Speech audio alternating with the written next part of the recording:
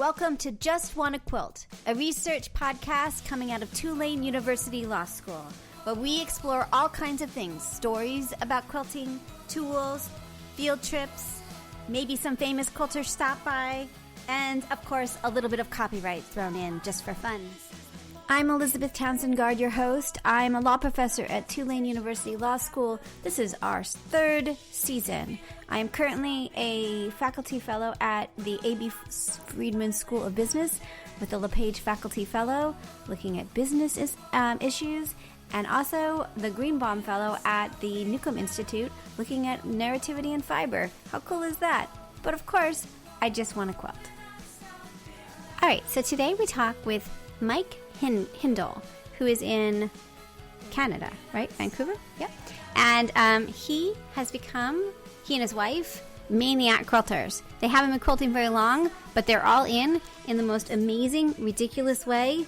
I still want to go play.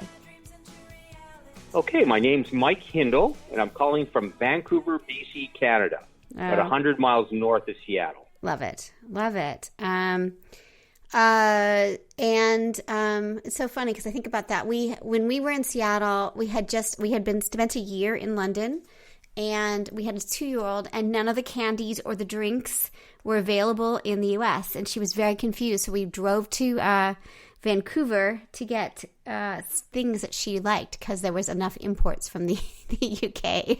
So that's my experience with driving there to be like, okay, we'll find those cool things. To a 2-year-old. So, well, my baby's 30 years old, so our children are much older. Yes, well, now she's 16, so they grow up. If you do it right, if everything's good, they grow up. It's so bizarre. Yes. They just keep growing. It's weird. So, 16 is a fantastic age. Yeah, it's a pretty awesome age. I love it. It. Does it get better as they get older? Do you like it? Oh, yes, they truly do.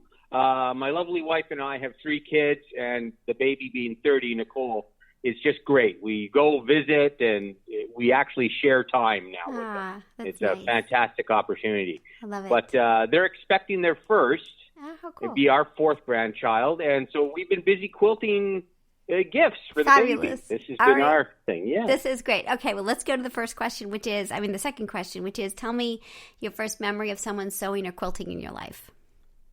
First memory would be probably my mother or my grandfather. He lived with us. My mother had a Singer sewing machine when it was actually a piece of furniture. You'd lift the lid to the side, flip the machine up, and then lay it back down onto the table. Or my grandfather, who used to darn and mend things, because he was born in the late 1800s, so everything was repairable to him. Yeah. Those would be my first memories of someone sewing. And how did it's both you and your wife that are quilters, is that right? Both of you? Yes, it is. It really makes the outlay of cash so much easier. My wonderful wife wanted a sewing machine 4 years ago, so driving from home to buy her a sewing machine for the Christmas season, and I passed a local sewing machine center, Tom's Sewing. And I thought to myself, better to shop with a local guy who's been here forever rather than one of the big box stores. Yeah. So I stopped in there, and I was actually floored as to the variety of sewing machines and the sheer cost. It was just, at that moment in life, it seemed astronomical. Yeah. So I got her something a little more than an entry-level sewing machine. And, that was the beginning. That was from no quilting, almost no sewing machines in our house to the world has been set on fire. As I shared in bio, we went from nothing to almost full throttle in 3.5, 4 years. Yeah. Okay, so tell me about that experience. Well, tell me what happens. You got it. So you got her the Christmas present, and then what happened? Well, she wanted to take a sewing/quilting class. So she went in there, and the shop was very friendly. They said, come on in, visit. They want to bring the whole family in to some degree, hey, let's go see. So we brought her a new sewing machine in, and it was all just math. It really had an awesome appeal to me, myself, and it was like a small power tool. And started to look around, and I thought, wow, I thought this sum of $600 or $700 was a huge outlay. But my wife's eyes just lit up as she saw the bigger, more involved sewing, quilting, sewing embroidery machines. Yeah. And that was the start. I jokingly call our sewing machine center, Tom, the chap who owns it, our dealer. Because it has been just a whirlwind. Yeah. I could never understand why people would want a backup machine. Well, yeah. We've gone from a very entry-level Janome to their flagship. My wife's bought a 12,000, then went to the 15,000. I took over her 12. Then we needed backup machines, and it has been just a zoo of a world in the first year. That's amazing. In sewing machines. And then it expanded into, sergers and some other things. And sewing machines for gifts. We actually have an inventory of 2 brand new small sewing machines in our basement. The kids all need one, and you never know who else. The granddaughter, we gave her one last year. So it's been just the great grow for us. That is insanely great. Now, you also have long arm. Is that true? And did you upgrade your long arm? Yes. You guys are all in like crazy ways, right? We really are. We bought a 6-needle embroidery machine, and then we got thinking, well, the piece of the pie we're missing is a long arm. So we bought through Handy Quilter. We had seen a chap. We went to the Pasadena Quilt Show 2 years ago and run into a sales guy from one of the prairie provinces here out of Alberta. And he, this is what you should look at, and these are the features. And so we're now, 6 months later, we thought, we should contact this chap, only being 12 hours drive away. So we phoned him and said, this is what we're looking at. And he goes, I think I remember you guys. And his story was 100% consistent. So we went to the local dealer, and we purchased their 16-inch Handy Quilter, but with an expanded frame, the one with the rollers, as opposed to the clamps that you talk about yours having. Yeah. And we did exactly like you did. We set it up and shoved it into a tight corner of the room. Right. And it was like, oh, my goodness. So I fully relate to this limbo and bend and squirm underneath the machine to get to the rear handlebars. That's right. And it wasn't enough. We quickly realized that as the quilts get bigger, they roll up and reduce throat space. So 2 months later, we traded it up for a 20-inch model, left the table the same because we bought the big table. Yeah. And did you feel like, it's interesting because we're at a 15 right now and we're thinking about going to the 19. Did you feel like for Grace? And did you feel like that the extra inches made a difference? It truly did. It made a fantastic difference as to how much you can put onto it. And the fact that you shared that your machine's expandable as far as table. Yeah. And we've done the same. We set it up as an 8-foot table, and then we added the 2 feet into it. And needless to say, I am a mechanic at the docks, so I got good at setting up the tables, the tracks, leveling, all the rest of it very handy. that goes with it. That's great. Oh, it truly is. My family are all academics. Yeah. And they have people for this. And myself, I am the people. You're the people. I got it. I'm the people too, I think. Yeah, so I mean... I'm not a very good people. I need training. I need your help. But I think I'm the people too. It's amazing how the simplest things, but even the dealer, I had some questions. We bought channel locks, which allow you to lock, X or Y, laterally or lengthwise travel. And we went to electronics. So I called up the local distributor, and he said, you really need to speak to the home office, which is in Utah. Forgive me. I don't know. Yeah, Handy Quilters in Utah. Exactly. That's right. Handy Quilters in Utah. Yeah, where they are. Yeah. And I got speaking to the head tech who does a lot of the development. He goes, well, your questions are very different. I said, well, let's fix it versus the rest of it. And since then, my experience with the company has been fantastic. Just everything, right from YouTube videos to training, the availability for things. Right. So this has all been the big step, but we haven't done the big jump that you all have and added the electronics. Yeah, we did that. Yeah, it's been really interesting because they upgraded the software. We use Grace. It's their Quilter's Creative Touch, and they had a big upgrade this summer, and it just changed everything. So, I mean, I think that it's like everything else, at least from my experience, has been that it's a learning curve. It's just another tool. So it's like everything else you guys have. So it's really interesting, you know. It truly is. In fact, you've shared it. You know, we do a lot of piecing, and then you do one binding, and we're all frustrated with, you know, getting the nice mitered corners and the straight edges. But it's disproportionate, right? We do a lot of piecing, and then one bit of binding. Yeah. And quilting alone, right? You know, everyone says doodle.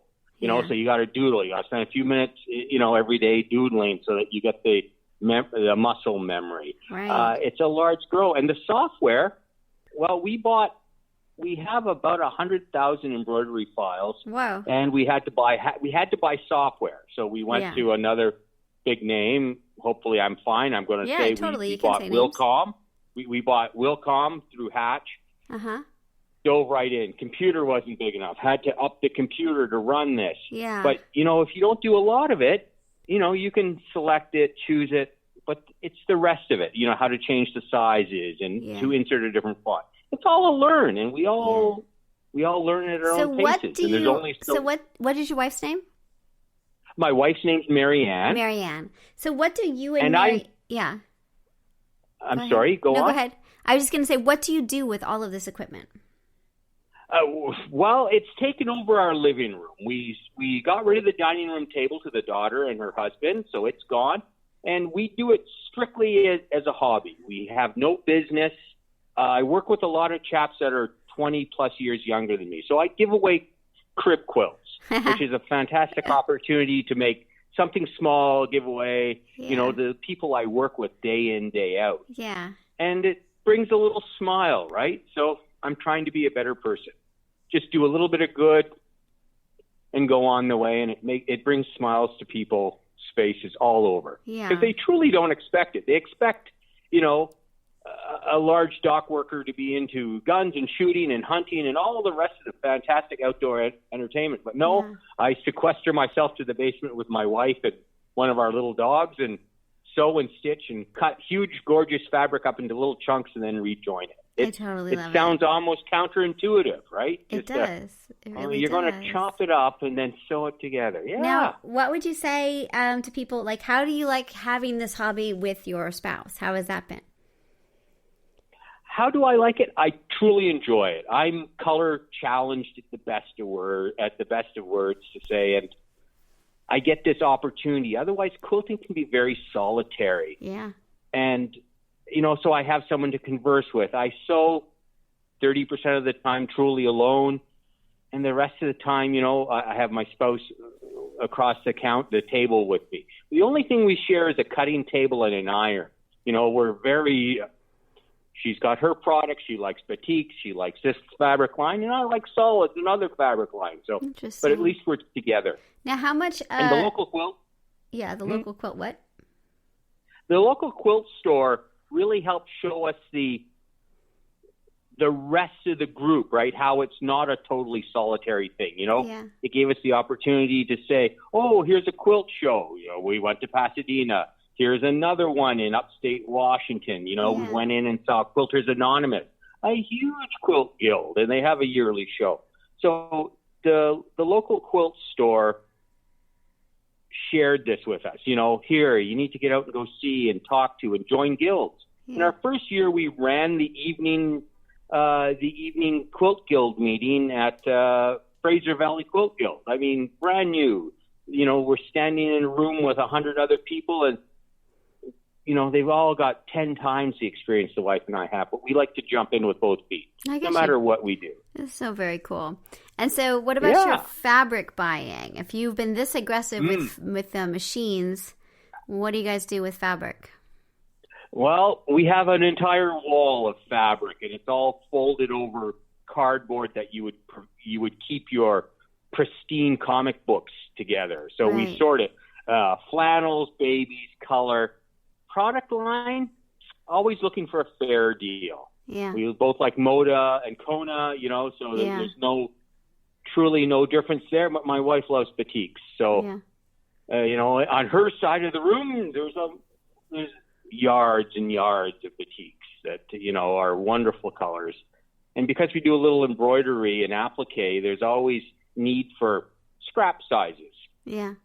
Pieces that you can cut out with a go cutter. That's something else we jumped in. We jumped in with the hand-driven the AccuQuilt. Yeah. So what do you like? What do you think of that thing? That's fantastic when you're trying to turn out product. Yeah. Like turn out strips or squares or stash or scrap busting, right? Yeah. You can lay product onto it. And then here we go, a little more technology. My wife has an edge cutter. So you import the file, you cut it, you treat the fabric, you cut it on the edge cutter, and then you bring it back into the sewing machine and you seal the size, you load a placement stitch, and then you configure it to do a satin stitch, which is fantastic with the edge cutter or, the whatever the electronic cutter is you use. Yeah. But once again, more skill set, right? It's all, I only need to know half of. Exactly. It's just so much. Now, with all the things you have, all the toys, do you ever have trouble figuring out what you're going to do? Do you feel like, or do you have a plan? Like, how do you like, just like, I feel that way sometimes. Like this afternoon I had about an hour and I was like, what am I going to do with this beautiful hour? And I didn't know. I hate to say I go to books. You do. I truly, we through Quilt Guild, some of them have lending libraries. We buy some. It gives you a chance to be inspired into the next thing, what you're going to do, right? Yeah, right. So, but yes, I share that with you. What to quilt, what to do, Do I really want to load the world's most expensive cat hammock? You put a quilt on our long arm in the living room, true. And one of our cute cats will inevitably be on it, right? Yes, so they seem very excited, right? Yeah. They're very happy about it. They're like, thank you very much for making this beautiful cat hammock. Yes. So you have one too. That's great. Yes, I have two of them. The other one likes to ride on top of the long arm, which is a little problematic.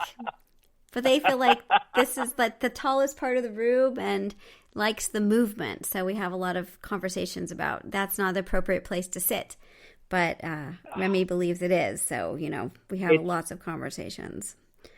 It's amazing when you have your long arm set up that, that 12 pounds of the cat really doesn't impact the movement of your long arm, right? Because they roll so nicely. They do. It's true. Right. It's like they designed it knowing they should have like an extra, like an apparatus. You could have like a little cat bed so that that it could move and they wouldn't get in your way as much, right? Like they need to think about this. This is you go. You should write to your to the maker of your thing. Right. Yes, you need to add a cat hammock, please. Right, and exactly. It could be a fantastic little option. Exactly, the cat accessory. Sure. Exactly. Yes. And also we need things to put on the quilt so that to keep them off, like cat deterrents.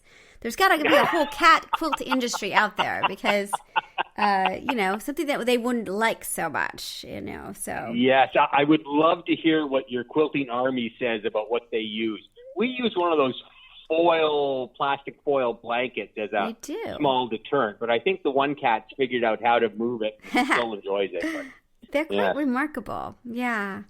I always worry that they're going to get into the thread. That's always my big fear. But they seem to get that they can't play with the thread. So, they play with it, but they don't eat it. So that always worries me that they're going to ingest it. But I'll trade you. I'll send you my two because our one mows the thread. If we inadvertently close her in the sewing room, she just bites the thread. Not that she eats any of it, but she bites it and then...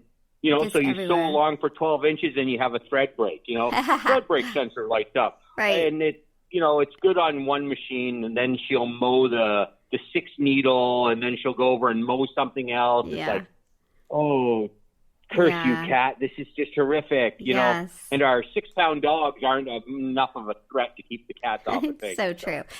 For ours, we have dachshunds, and they just really like laying on the finished quilts. That's kind of their job. They're not really interested in the production of it. Just, the cats seem very involved in the production. The dogs, not so much, It's very interesting. Well, no quilt is complete without animal hair, right? It's true. It's really true. It's very true. Well, You are such a delight. All right, so give me some examples. So do you do any charity quilting? Like, if you're quilting a lot. So I suspect that, there's only so many quilts you can give to your family, I would imagine. Oh, yes. Our family's well inundated. Through Fraser Valley Quilt Guild, the one that we live literally, 12 blocks from where they meet, they do preemie quilts for the one hospital where our 3 kids were born, and 2 of the kids were preemies. So we truly know this, and it holds a big part in our heart. And tell me, what kind of thing do you do? What kind of quilts do you make for the preemies? For preemies, it's truly crib quilts, so that when the little tyke goes home, they have something. Mm-hmm. Right? Nice. So the guild probably donated 1,100 or 1,200 last year alone. Whoa. That is a lot of quilts. They're truly the most giving people we've ever been involved with. That is amazing. That's amazing. Yeah. And that's just one of the 2 guilds. I mean, the other one has another charity that, we're involved in too. Yeah. And so you figure 100 persons roughly in the average guild that we've gotten involved in. And if everyone makes 1 or 2, it just all adds up. Yeah. They're the most sharing people. We were involved in photography for a while, and no one tells you the camera settings, and no one tells you where they shot it. It's all, hush-hush. It's almost covert. But quilters, oh my goodness, we've been at quilt retreats. Here, take this thread, use this, you need this color. Right. It's like, wow, they're just fantastic people. Yeah, they really are. It's kind of remarkable, isn't it? Yeah. It's very, it's really remarkable. Like it's almost like people that choose to quilt have kindness and givingness. It's part of the hobby in some way. It's crazy. It's very interesting, It is. It's amazing just how wonderful these people are in general, just in all aspects. Yeah. You disappear like it's busy, and you run into quilters. They'll ask, "Oh, we haven't seen you. You missed the last meeting. What's been happening? How are things?" And this is something we found in no other groups we've ever been involved in. My wife and I, all of our hobbies are very expensive. We were involved in motorcycles for a while, cameras, and quilters are just fantastic people all in all. Really interesting. Very interesting. Yeah. Okay, so copyright. Any worries about that? Any run-ins with that? Any thoughts about it? No, but since I've been listening to your podcast, I'm truly more aware of what we do with these things, right? Yeah. So I'd like to say anything I tend to be inspired by ideas rather than totally duplicate them.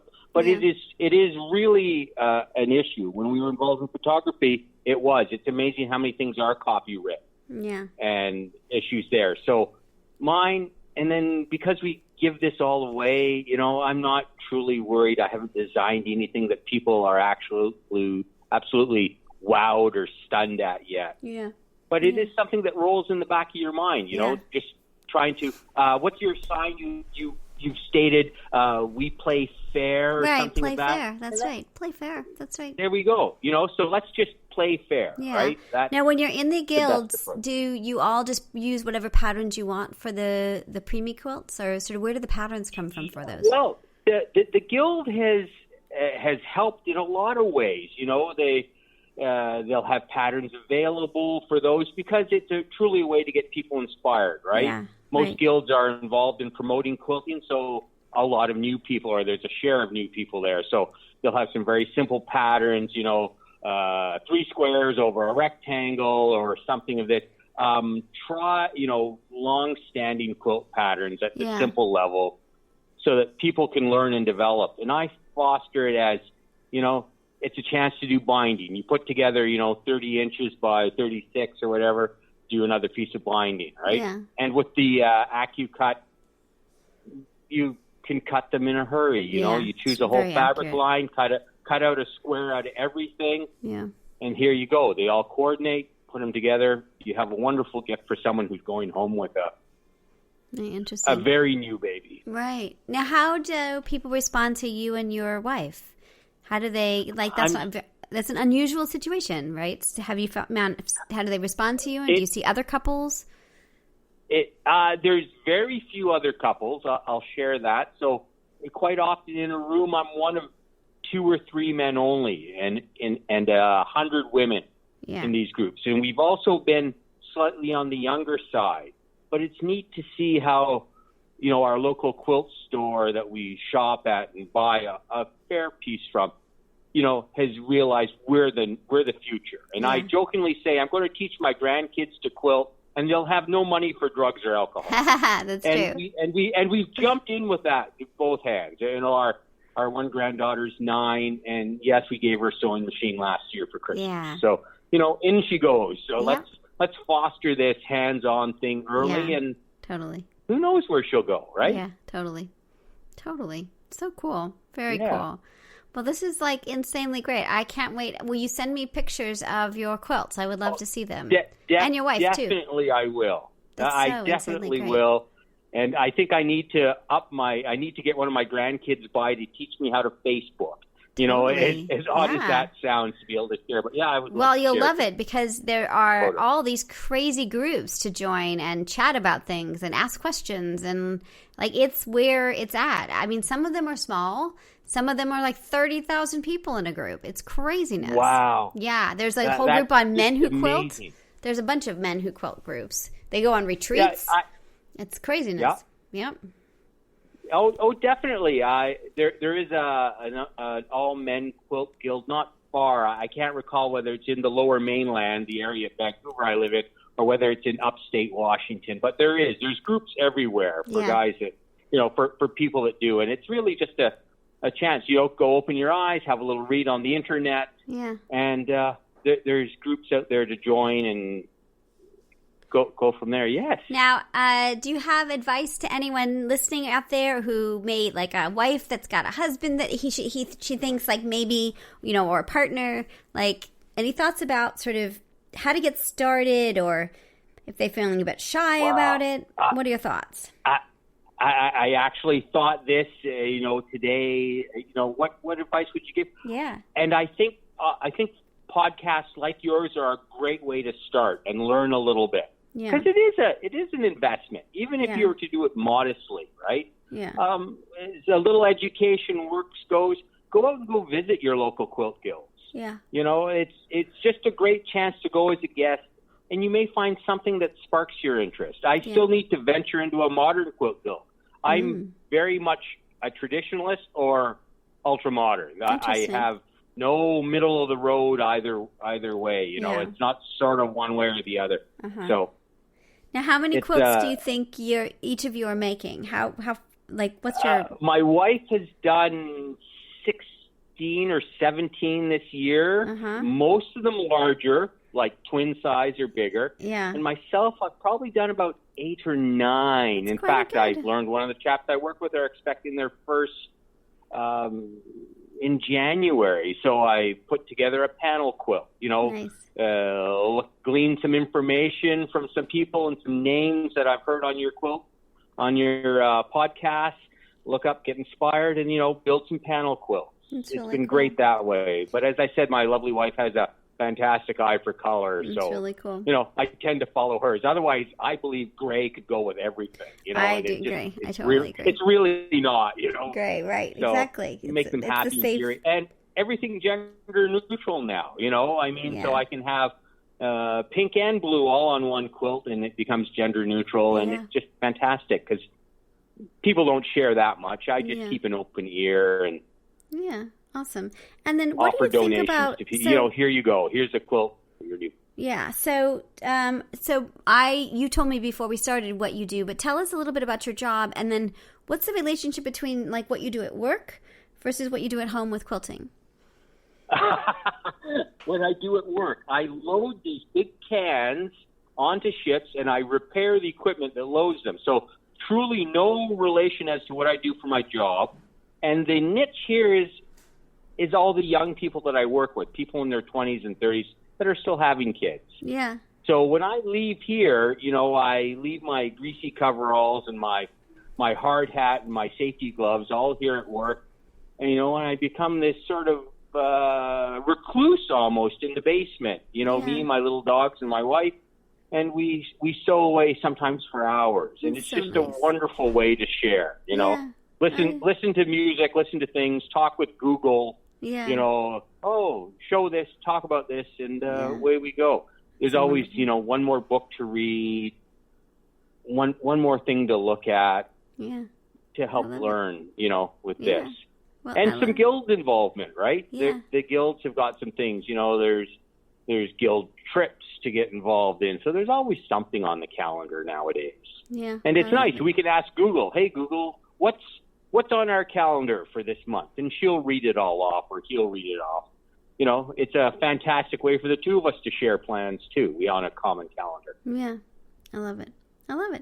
Well, you are such a delight. You have to have your wife on, too. We need part 2 with your wife. It would be awesome. I don't know if she's shy that would be fantastic. Yes. Well, we sign up, and then we'll do it. We'll air them together. I think it would be awesome. That would be great. I would love that. That would be perfect. I'll have to I'll look for an email from you all then, and I'll tee her up with this. Yes. Do you still have the link? If you have the link to the calendars, just have her sign up and tell her. And all right. Yeah, it'd be great. I will, but I still wonder how you get all your students involved in this. I hear you talk about it. It's a little snippet in so many of your, and I can only imagine your poor law students getting involved in this. They are very involved. So we've had about, I guess we're up to 100 students involved in this project, which has been great. Wow. And then we also have undergrads. My husband teaches undergrad students, and so we've now paired the undergrads with the law students, and so that's been really nice. So it's fun. It's great. And then the Quilting Army, of course, which you know about and part of. And it's just a weird, strange adventure, and it's insanely great. So I think it's been really a good couple of years, and now we're starting this new project, which we just are starting this week. Which is we're doing the inventory quilt project, which is super fun. Just kind of make things from the fabric you have. But we're now doing this larger project on sort of the stories we write, the stories that are in our quilts. So why we quilt, and the stories, the narratives that come from that. So we're thinking about what that means exactly, and I would love for you to be part of it. We're going to probably have a call for entries and have people send in quilts and their stories of why they quilt and who they are and what that quilt means when they quilt. So we're just starting to think about that, but I'm pretty psyched about it, and would be great to have both you and your wife as part of that. So yeah, we're working on that. Yeah. Because, I think that what's so interesting are the stories. There's a connection. We all have this weird connection, and yet we're all very different. And so we're trying to understand what that means and what that is. So, I'm going to steal a set of words you or one of your guests had said. We quilt or we create to be closer to our maker, whatever form our maker is, right? Yeah. And it's like, it's just to help, for myself, it's just to help build, create, and share some of this with almost random people. I meet them at work, and that's all it is. I barely ever see them outside of work. They don't run in the same circles. I'm 20 years older than most of them, or 25 years. My baby is older than most of these guys are. So it's just that opportunity to go out and create something and share it with them. But there's something there. What you're saying is what I am just so amazed at is that what meaning are we making by the fact that you quilt a baby quilt for someone that you work with that you barely know? It has tremendous meaning, that gift, that exchange. There's something more than if you just went out and bought a baby blanket, right? There's something happening there, and I don't understand it completely, but it's important, and it's part of our culture, our society. It's human. It's something. I don't know. So that's what we're kind of trying to understand. And don't. It's almost for one of your guests who's got a theological background. Yeah, we need to understand do that. Why. Yeah, right? Yeah, there's something more to quilting. It's weird, you know? Yeah, go ahead. Sorry. We're just trying to be good people, maybe, right? Let's all play fair. Let's use some of your lines you've used and, that have obviously stuck with me in the few weeks I've been enjoying podcasts. Well, it's that. So I'm really stuck on this concept of time. So when you're at work, time is different than when you're quilting, I imagine, right? Oh, definitely. I'm out in the open, there's 3 massive container ships beside me here, and there's these large cranes that you would remember seeing in San Francisco, literally 100 feet from me, right? Yeah. And so it is. Time here is very different. Time here is all about something else. And when we get home, even if I'm building this item to give it away, it's my time. It's shared time with my wife. Yeah, it's different. And I just treasure it. Yeah. Yeah. It's so interesting, isn't it? Well, you are a delight. You definitely have to have your wife sign up, and we have to hear her side of the story. I'm just kidding. Oh, yes. You'll hear a far different side again. The trials and tribulations of software and how the computer is not big enough or powerful enough. Oh, yes. She has a different, but despite the difference in focus, she's right there too with doing things for the guild, helping other people, and, just this great giveaway, 1 square yard at a time, quilted and patterned and some pretty thread on it, right? Yeah, I love it. Well, you are so delightful. I really keep coming back and talking to us about your journey, and I don't know, it's awesome. You're very awesome. I'm so glad you came on. Thank you for reaching out. It's so great. I love it. All right, you're insanely great. It is amazing. Send me sign up again, and then we'll need some photos of your quilts to add to the website. Are you cool with everything that we chatted about? Do you need to review it? Oh, definitely. I don't need to review it. I just going to put it out there that you'll do well with it and good things like everything I've heard you put on. No, of course. Awesome. And I'll set my wife in contact with you all, and you'll hear her side of it. I love it. All right. Have a great day. Thank you very much. All right. I hope you have a wonderful day, too. All right. Cheers. Take care. Bye. Bye-bye. So you've been listening to Just Wanna Quilt, a research podcast coming out of Tulane University Law School. And I'm Elizabeth Townsend-Gard. If you like this podcast, keep listening. Also, we have a Facebook group. Come join us. We talk about a lot of things. We also have an Instagram account. And of course, most importantly, I really hope you get a chance to quilt today.